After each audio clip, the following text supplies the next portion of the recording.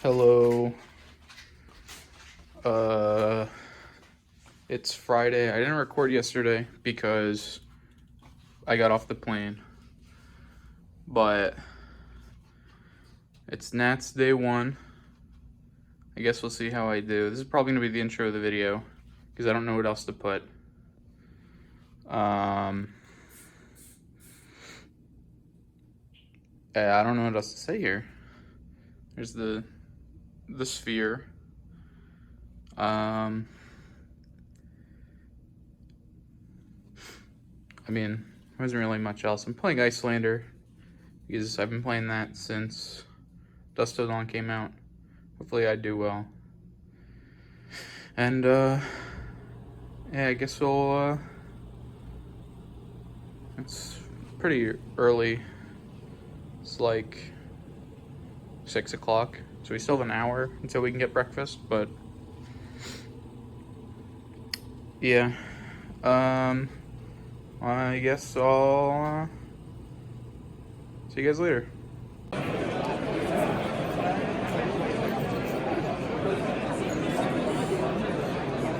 Hey guys, it's me again. Round 4, I guess. After round 3, I'm 2-1.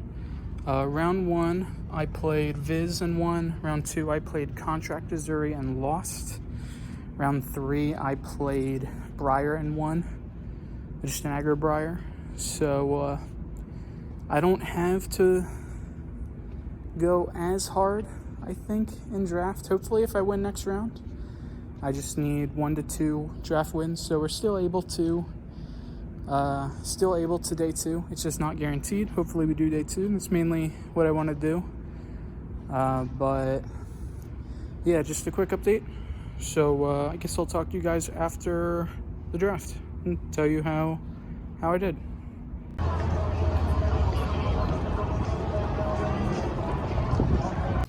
Hey guys, it is day 2 for the Vegas Nats. Sadly, I didn't make day 2 because I had a pretty bad draft, but I'm playing in the calling today, so hopefully I do a little better than that. And I also have another mission. I don't know if I mentioned it before, but I'm trying to get one of my tokens signed by a bunch of people. And so I'll get back either when I have time or after the event today. So I'll see you guys then.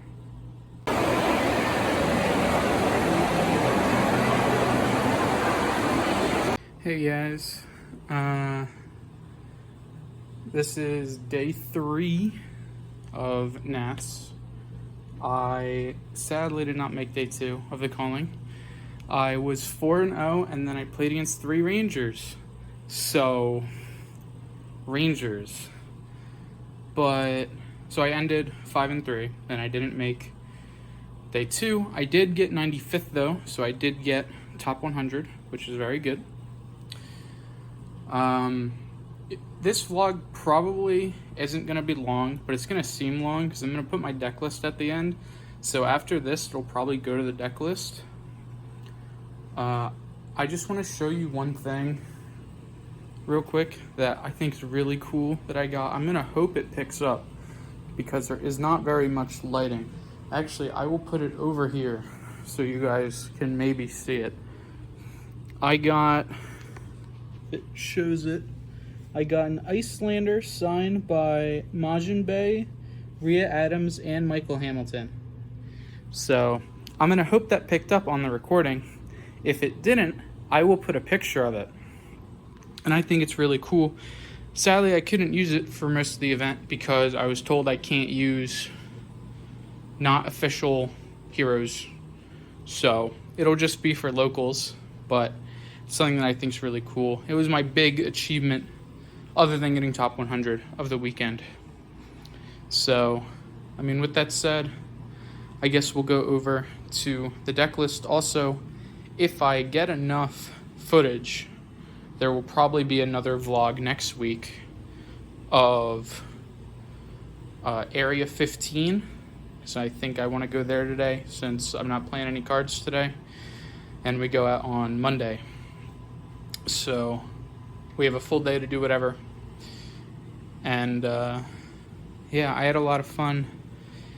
And hope you all had a good day. And let's just go over the deck list. And I'll probably end up doing the outro after I do the deck list. So see you guys then. Alright, everyone. I am now back home. Welcome to this deck review for the deck that I played at Nats and the Calling. At Nats, I performed alright, I think. I did go 2-2 in Swiss, so I guess I didn't really do the best, but I was 4-0 at one point in the Calling, which was really nice, but I did lose to a bunch of Rangers, so we'll have to see what they do on the 16th when we get our next ban restricted announcement, but we're here just to show you the deck that I decided to play. I decided to play Iyslander. It's a deck that I like a lot. I really wanted a control-y wizard since I originally started playing, and I never really got the opportunity to play Iyslander when Uprising came out, so I decided to get most of the pieces since a lot of it was pretty cheap. I already owned a Tunic, so I just decided to play it. Iyslander is one of my favorites. Obviously, I got that turtle signed if you watch the vlog portion, so I really do like this hero. I'm not going to do what I normally do where I go over each card individually. Well, or I just say each card. I will go over each card individually, so we'll just start with the equipment here. Waning Moon's really the only weapon you should be playing on Iyslander, so it's here. Same thing with Stormstriders. It's the only shoe you really ever want. Looking at the helmets, we have Coronet Peak. This is the main thing we'll be bringing in. It's just 2 block, and against a lot of decks on turns that we don't have anything to play. If we have a 2-card hand, we just want to keep an arsenal and do something. We can Coronet Peak, just take a card out of our opponent's hand, or we take their Tunic resource. This is a lot better against the decks that don't have Tunic up, or the turns their opponents don't have Tunic up, but sometimes you still just get their Tunic resource and it's okay. Other helmets we're playing, I have Crown of Providence. I brought this in versus Bravo because you just want the consistency of playing an attack and a disruption each turn, which is why this is really good. It lets you get that cycle. And you can also consider it against Dromai. I think the one Dromai I played in the Calling, I did bring in the Crown of Providence because in Dromai, Coronet Peak is both good and bad. It's good because it can rip like important aggressive tools out of their hand, but it's also kind of bad because you are giving them Ash, so it's like a double-edged sword. Into Dromai, I figured I'd want the consistency more, so I did bring in the Crown of Providence, and it did work out pretty well, so I do like it. I've seen lists not play it, though. It is really only for those 2 matchups, and it's not even that important. You can still play Coronet Peak into Bravo and into Dromai, you just don't activate it. It's still just 2 block, so you really don't need to play this. I think the 2 Iyslander decks that did top 8 the Calling didn't play it, so I think that's perfectly fine if you don't want to play this one. You do need Coronet Peak, though, because that is your main helmet.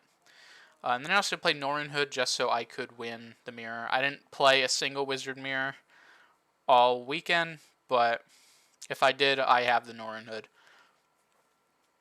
Moving on to our chess piece, Tunic's the main one. You want to play the long game. You'll get at least 2 activations out normally, at least.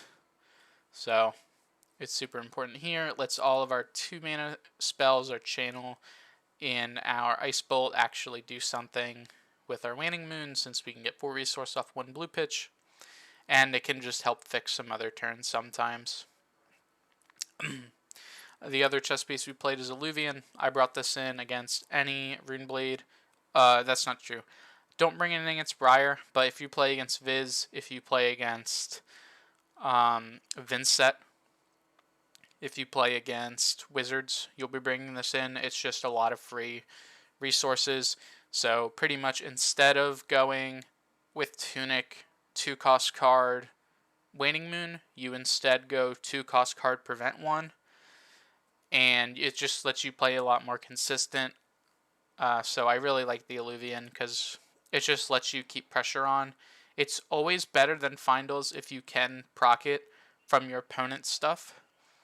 In the mirror, sometimes you even target yourself so you can proc it, but that's mainly for Wizard and that's not as important. But it's mainly here so we can go like just like save ourselves life, because in theory every time you're doing a waning moon you've already prevented 2 life from yourself, so it's like a 5 swing off the Illuvian, and you do that at least 2 times a game, so it's really good to have the Illuvian Constellas.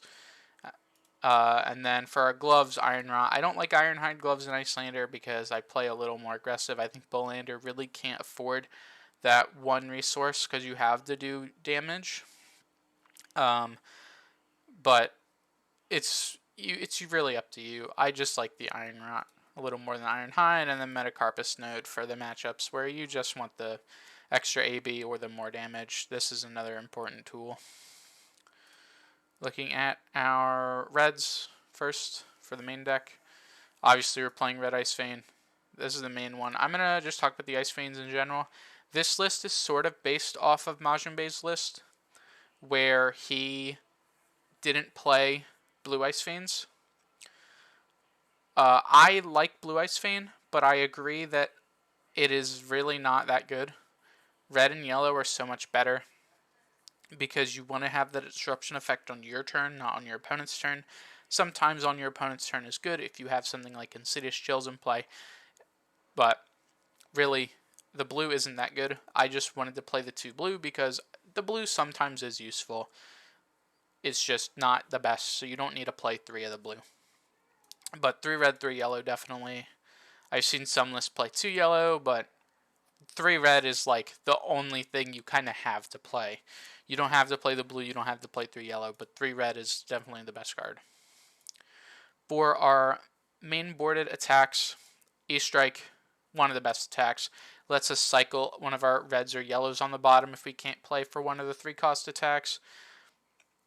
And just is so versatile. Sometimes you do want the draw, but that's really the worst choice.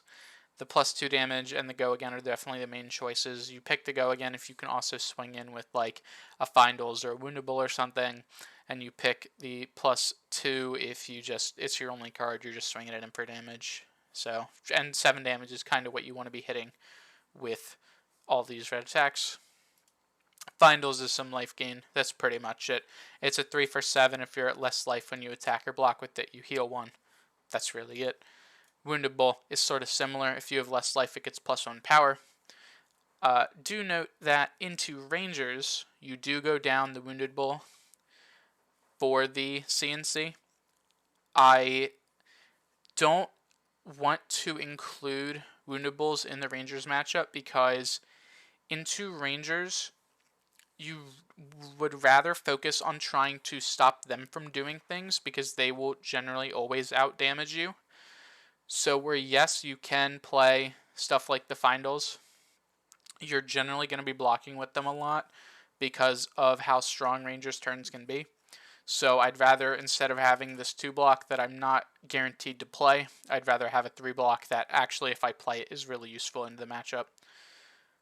And then the last red in the main board is Scar for Scars because it's just 0 for 4 go again.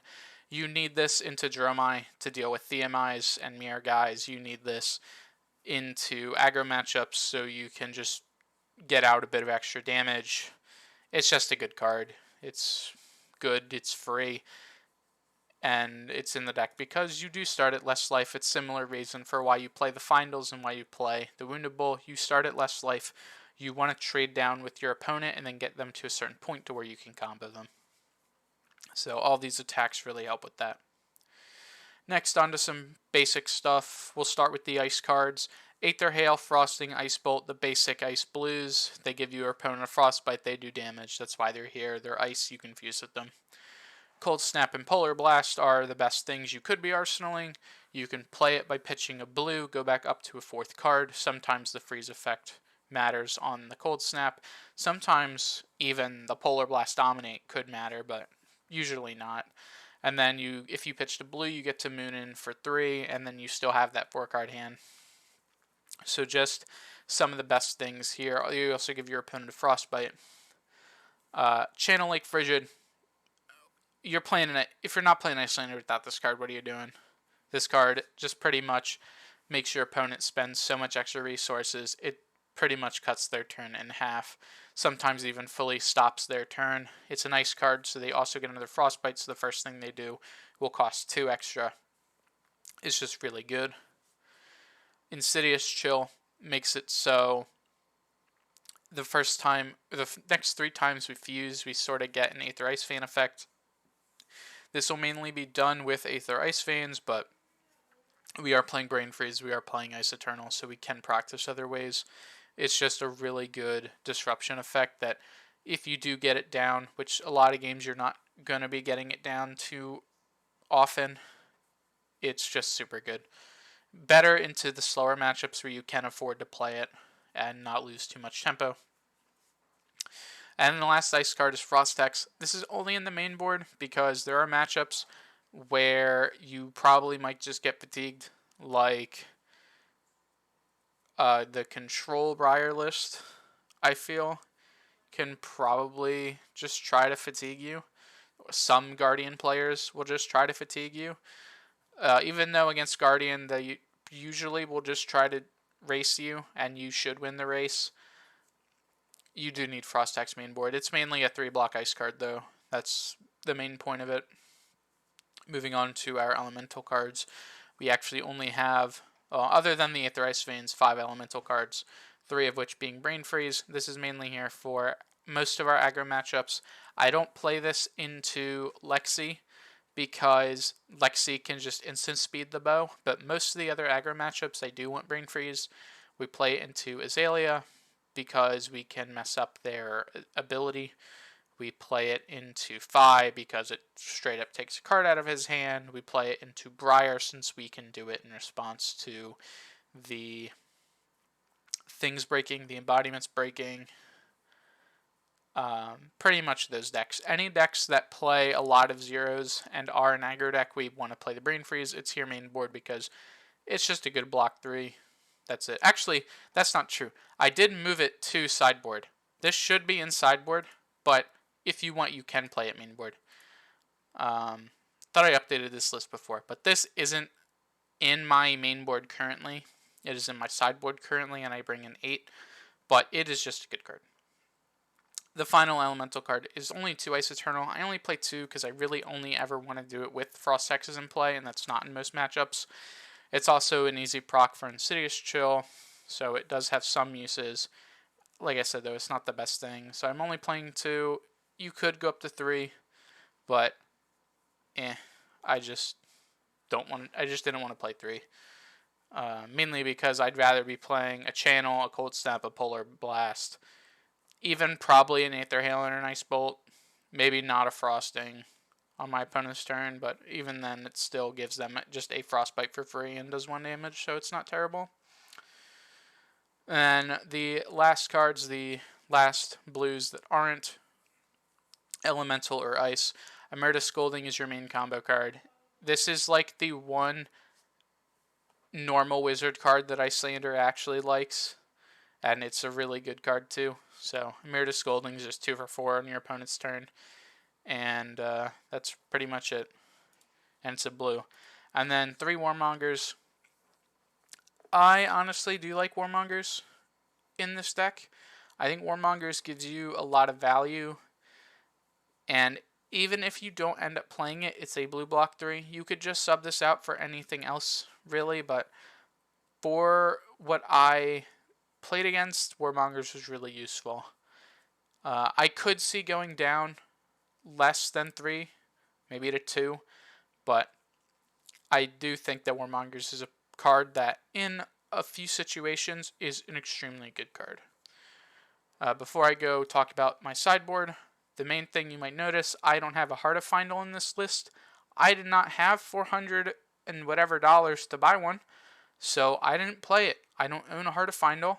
If I owned it, I would play it. Possibly instead of one of the Warmongers. but I don't own it, so I didn't play it, and you don't have to own it to play Iyslander. So, yeah, you don't need it. Moving on to the sideboard, I already talked about 3 CNC. This is here to be an extra popper since we only have 6 main board, and also because it's good into Ranger, and Ranger is a pretty bad matchup for Iyslander. It's hard to disrupt them. They do play a lot of blues, and they have really strong attacks, or a lot of attacks. We have 5 D-Reacts, 3 Sync, 2 Fate. These are our main board ends. Mainly these 5 will come in plus either the Blizzard or the Brain Freeze. That's generally the idea we want to go for. They're just super good defensive options. The only time these don't come in are I don't bring them in against Stromai because there's literally no point in de-reacting a dragon. Like, they're not strong enough to actually need de-reacts.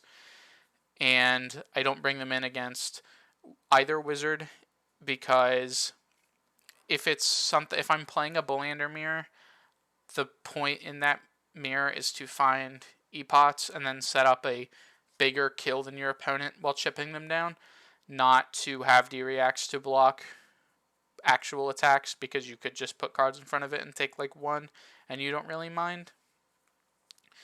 So I don't bring them in versus Iyslander. And Kano, I guess the Kano that won one of the Nats somewhere had E-Strike in their deck, but that's not going to be the standard thing. And even then, it's just 3 attacks. It's not something that I need to bring 5 D-Reacts in for. 3 Blizzard for the aggro decks that I don't always bring Brain Freeze into, or still bring Brain Freeze into. You bring it into Briar, you bring it into Fi still. But you bring this one into Lexi instead of Brain Freeze, because I already said why you don't bring in Brain Freeze versus Lexi. It's mainly here so to beat aggro, that's it. Removing Go again. Pretty much this taxes a full blue out of their hand, since they need to not only pay 2 to keep the Go again, but also get a Frostbite. So this card is really good. You need it for your aggro matchups. 3 Energy Potion, just for the mirror. It's the same reason for the Northern Hood. I just want to win the Wizard mirror. Majin Bey did the same thing. I think it's really smart. Just 3 pot, Northern Hood, just you go to 5 AB. If your opponent in the Wizard mirror doesn't have it, you just win. And then the final 2 cards that I decided to play were 2 Winner's Grasps. This is the main thing I really want to talk about. 2 Winner's Grasps from the sideboard. These come into Dromai. So for Dromai, if we're bringing 8 cards, imagine the Brain Freezes down here. I bring in CNCs, Blizzards, and the 2 Winner's Grasp. I don't bring in Brain Freeze because they could just like furnace away their 0 costs and it doesn't do anything. So I don't really like Brain Freeze into Dromai, but you need the Blizzards because it can stop their turn. And you need the CNCs because they're extra poppers. But the Winner's Grasps are here just to be like an extra way to kill a dragon. They're blue, they're ice, they block 3, they're really good. They're a breakpoint at 4. So if you ever have to play them at your opponent, you can. These are mainly here to be extra ways to kill Theomais. In a lot of games, if you don't find your scars, you kind of just lose because you don't want to send a bigger attack into a Theomai. You want to send your scar, or if you're playing Spelllander, your Red Aether Hail to exactly kill it. This is another way to exactly kill it. That's sort of just the whole point of this card. It also comes in for the Wizard matchups because it's extra blues. It's a blue block 3 that we can pitch for 3. It's just good. It's a nice card, so we can fuse that. That's really the whole point of it. It comes in any matchup we don't bring in the Fate Foreseen. Since we're bringing in 8 cards, we need to bring in 2 3s and 2 others, 2 or 1 2 of, which will be either the Fate Foreseen or the Winner's Grasp. And all in all, I think I really like this sideboard plan. Like I said, the one card that I would have played if I owned it, Heart of Findle, but I didn't own it. And I thought I did perfectly fine. Other things I want to there's not really anything else I really want to say about the deck list, though. I think it's really solid. I really had fun playing it. You have a lot of really good matchups because you're Iyslander. Obviously, the bad matchups are Ranger. That's really it. Um, Rune Blades you should win because of Illuvian, or if they're Briar because they're Briar and you're playing Iyslander. You beat Fi really easily. If you know what you're doing into Dromai, you can win it pretty easily. It is still pretty even, but like a lot of newer Icelanders think that matchup is like near impossible, and depending on what the Dromai draws, it can be, but like if you're playing it right, you can make it really even, sometimes even advantage for Iyslander. So it's definitely possible to win. Bravo's a very easy matchup. Um, I think it really is just the Rangers. Azalea is a little hard to beat because Azalea does have a lot of blues. If you draw your attacks, you can put a lot of pressure to sort of slow them down, and that's how you can win that matchup. You also have Warmongers to help you slow them down. But that matchup is mainly just trying to chip them down and not die to a big dominated arrow. And then Lexi is just Lexi. She has so many resources to pay through all your disruption. If she draws 3 of a kind ever, you're guaranteed to take damage. You really can't outrace her. Lexi right now is just a problem, and this loses to it. And it's the most popular deck. And like I said, Azalea is pretty good too. I did lose to an Azalea in the calling, but they were one of the best Azaleas in the United States. So, I mean, it's a bad matchup. They're a really good player. I'm not going to complain about that one. I am going to complain about Lexi because why did they not touch? Why'd they only touch Bullseye Bracers? That's the question. But that's for them to decide. I'm not a Ranger player. I'm not a game designer. I just play what's fun. I think Icelander's fun for me. Obviously, it's not fun for some other playing against it for some people, but I do like this. All in all, what did I go? I played 4 rounds at Nats, and I played 8 rounds in the calling. So all in all, I went 7-5 in constructed. So not bad, above 50%. Um,